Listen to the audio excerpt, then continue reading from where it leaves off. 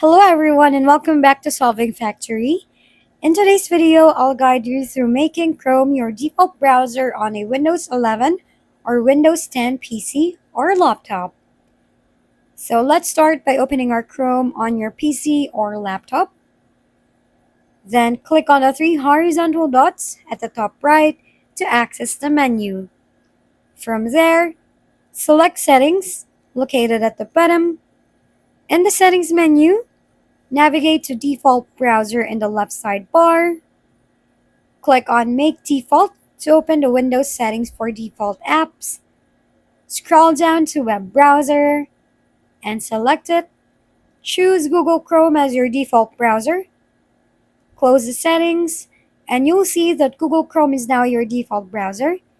You can start using Chrome right away, and that's how easy it is to make Google Chrome your default browser. Solving Factory at your service. Kindly give us a thumbs up, hit subscribe, and leave a comment for your suggestions. We'll see you on the next video.